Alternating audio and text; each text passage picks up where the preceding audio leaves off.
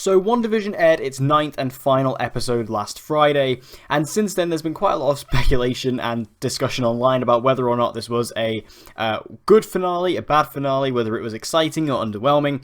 But while I'm not going to get into that discussion itself, I thought it was about time now, it's been a few days, to do my full review of WandaVision as a whole entire series. So I'm going to be talking about the entire season in its entirety from episode 1 to episode 9, all my thoughts on it. And I hope you guys join me in the comment section to talk about it as well, because I know everyone has a slightly different opinion on WandaVision, so I'm definitely interested to hear what your thoughts are. And this is also quite interesting because I haven't actually spoken about WandaVision on this channel yet. I didn't do individual reviews because I kind of just prefer to do a big wrap-up review at the end of the season like this, as opposed to just doing individual episodes. I mean, if you followed me on Twitter, you would have seen a few thoughts from me after some of the episodes and things like that, but I haven't actually spoken about WandaVision on the channel yet, so this is really cool. So let's just dive straight into it. Also, I will be discussing spoilers in this video, just because there are certain things I want to talk about in regards to the season, but don't worry, I will let you know before we dive into spoilers. It will be non-spoiler first, and then I will go into spoilers, but don't worry, I will let you know before we do it. So with all that said and all out of the way, let's jump into my review of WandaVision. First of all, Elizabeth Olsen is just absolutely incredible in this series. I mean, I've always liked Elizabeth Olsen in these movies as Wanda. I thought she was really great in, Age of Ultron, Civil War, and Infinity War. I thought she did a really good job in those movies, but, the problem with characters like Wanda, and what's great about these Disney Plus shows is that they are really able to take these smaller side characters who don't get the big arcs in the movies, along the likes of someone like Iron Man or Captain America. They get those characters and give them the time to have those arcs, to flesh those characters out, give them depth. And this show has made Wanda one of the most interesting, deep, and complex characters in the MCU just in the space of these 9 episodes. And that's absolutely incredible because, again, now I consider her in terms of like how much we know about her, how much we care about her. She's on the level of people like Tony Stark and Steve Rogers, and that's pretty incredible.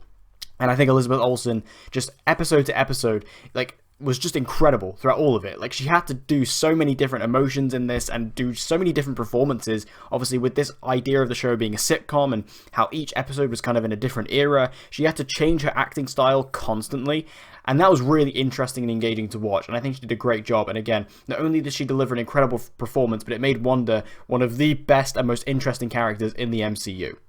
And same goes for Paul Bettany as Vision. Like, he was just absolutely fantastic throughout the entire show. I was kind of amazed with Vision because, with Paul Bettany, he's had quite the journey in the MCU. He started off as just a voiceover role, then he became the Vision, and now he's doing, comedy in the MCU. It's absolutely crazy the journey he's been on. But Vision as a character, Vision was never a character I was a huge lover of. I liked him, but I thought he was cool, but nothing exactly amazing. He was never, a huge character for me. But in this series, he really stepped up. He was really great in this. And what really amazed me the most was Paul Bettany's performance, just how funny he was throughout the entire series. Elizabeth Olsen was also hilarious throughout the series, but Paul Bettany was just really, really funny, particularly in those early episodes. Really great. I do feel like Vision does trail off towards the end of the show. I do feel like Vision's not in it as much in the back half as he is in the first half, but still, really great performance from Paul Bettany. And again, just like Wanda, made Vision a way more interesting character. Also, Katheryn Hahn was also really great as Agnes. I'll talk about Agnes a little bit more in the spoilers, but really good performance from her as well. Really fun, really likable performance, and again, what they do with her character was really great, and gave a really interesting dynamic within this show by adding this character in. So I really enjoyed her as well. Also, I loved the side characters in the show because what really I thought was awesome about this show was how wide it stretched in regards to the MCU and pulling random side characters, because we had Darcy Lewis from the Thor movies, she was in this. We had Jimmy Woo from the Ant-Man movies, he was in this. And obviously the grown-up version of Monica Rambeau, played by Tiona Paris, who was in Captain Marvel, is in this movie. Or is in this show. Really random side characters from the MCU are all in this, but that little team of Darcy, Jimmy, and Monica was a really cool little element to the show that is very different to the rest of it, but again, it just was a really nice little team that we had that really were deep in the situation, cared about it, and were just a fun little trio that I would honestly like to see more of. And I mentioned it before, but the sitcom setup throughout this was just a really interesting, different style that we had never seen before in the MCU. I know people talk about, Guardians of the Galaxy being kind of different for the MCU, or Thor Ragnarok being kind of different, and while they are different in their own respects, there is nothing in the MCU like WandaVision, because while Guardians and Thor, they have their own tendencies and they are definitely different, they're still superhero movies at the end of the day. This is just completely different. This is just insane. This is literally, for the most part, a sitcom. Like, for the majority of the show, this is a sitcom with like this underlying mystery element, and that was just really fresh. Like, it makes WandaVision just feel so separate and so different from the rest of the MCU, and I love the MCU. Like, I absolutely love the MCU. I love all the superhero stuff, but just to have something like this in the MCU where it's so fresh, it just felt so good to watch week to week, because we hadn't seen anything like it before, and that was really great. And again, I spoke about how funny Paul Bettany and Elizabeth Olsen are. The comedy that comes from the sitcom stuff really just made it entertaining for me to watch. Like, I'm a big comedy fan, so like, if you've got comedy in your series, it's going to lighten it up a lot for me and bring it up a couple of good pegs, and the comedy was just hilarious. Like, I was really laughing, like, especially in those early episodes, like the 50s and the 60s episodes. Really, really funny stuff, and I thought it was just so different and so fresh, and made this feel unlike anything else we had ever seen before in the MCU. And the visual effects in the series were also absolutely top-notch and movie-level stuff. This is exactly like what I said when I speak about The Mandalorian. Like, The Mandalorian, if you showed that, you could honestly confuse that for being a Star Wars movie. It looks that good. And WandaVision looks just straight out of the MCU as well. Like, if you said this was like a shot from an MCU movie, I wouldn't be able to argue with that, because it just looks exactly the same. Like, the visual quality, the visual standard, and the visual fidelity, it's all exactly the same. It's all top-notch stuff, and again, fits straight into the MCU. So if you were to watch a MCU movie and then go straight into WandaVision, there wouldn't be a disconnect. It would look absolutely incredible regardless. And I spoke about how this show is basically a sitcom with this underlying mystery element, and those mystery elements were what really kept people on the edge of their seat for the show. Like, obviously, with the show releasing weekly, which I'm a huge fan of, like, I love the fact that Disney release their shows weekly. I'm a lot more of a fan of that as opposed to a binge.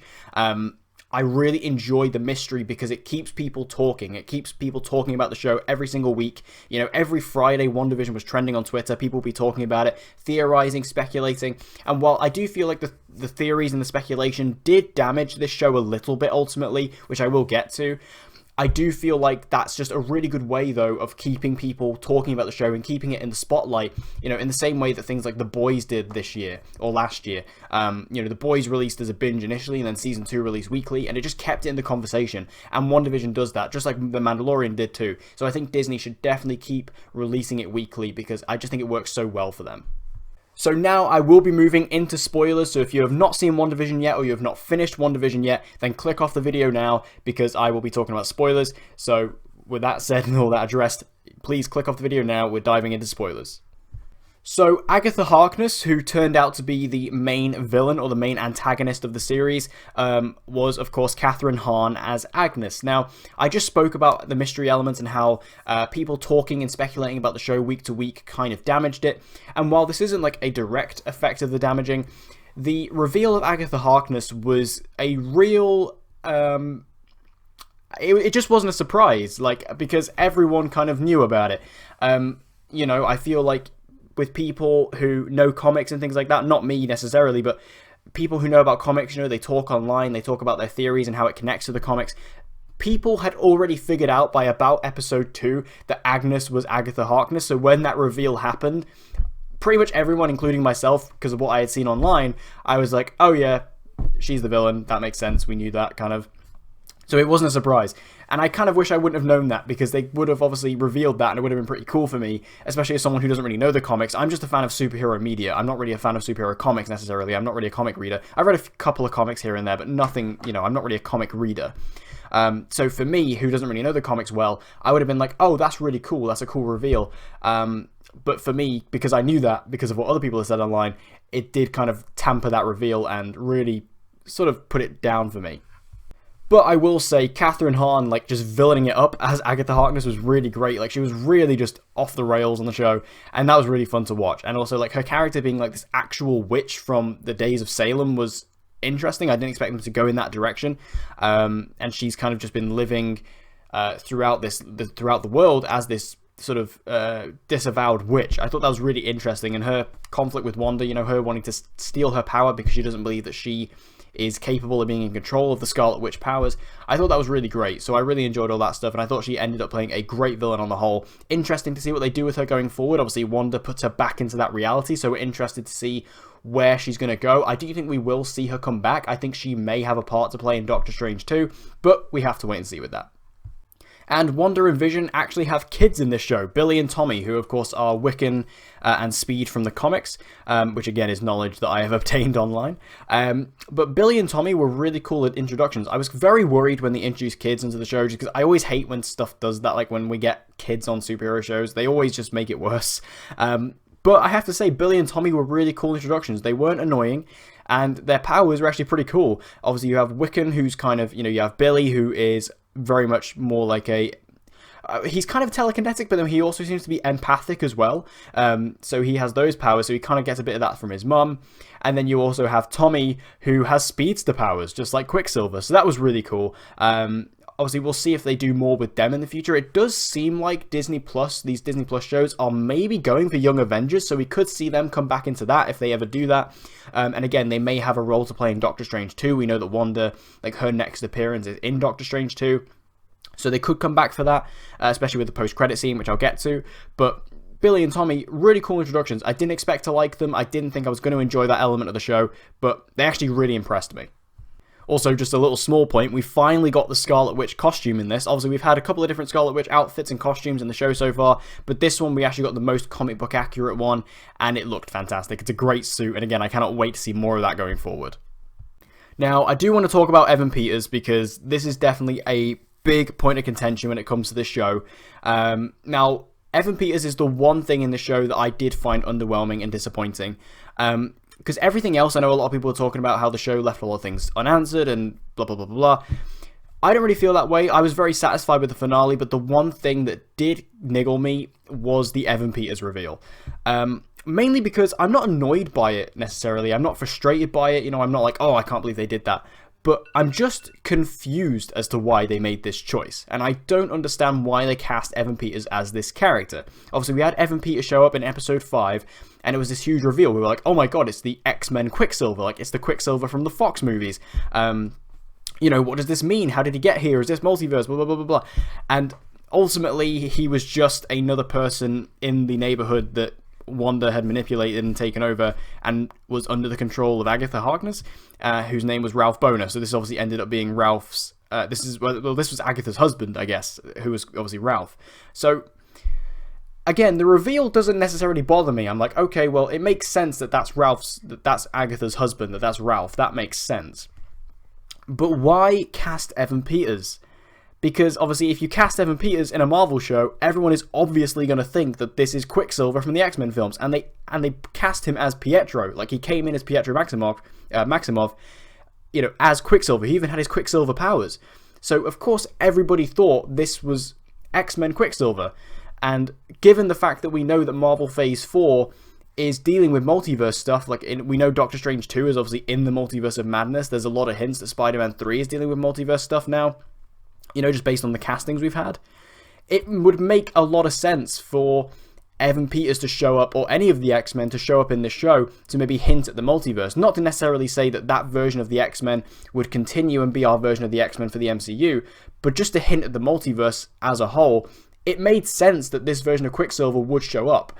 But just to cast Evan Peters as this character, and then just to reveal him as basically a nobody...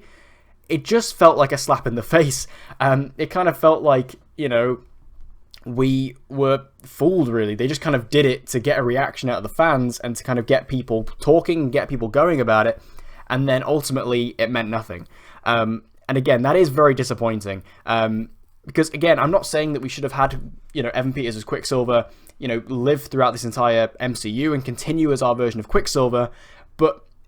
it definitely should have been the X-Men version, and I feel like that this version that we got, just this Ralph Boner version, which with the Boner joke and whatnot, it just wasn't what I think a lot of people wanted, including myself. And again, I'm not angry at it. I'm not frustrated. I'm not like, oh, that's just like the worst thing ever. But for me personally, like the Evan Peters thing, I just don't get it. Like, I don't get why they cast him, other for the fact that it was like for fan service, I guess, and also just to get a reaction out of the fans. But ultimately, that reaction has been very, very negative. So I don't really get why that choice was made. I thought it was very odd. And again, I could have done without it, really. I think if they wanted to do that character, they could have added in someone else, as opposed to Evan Peters. Even though I enjoyed Evan Peters in the show, I thought he was really cool when he was there.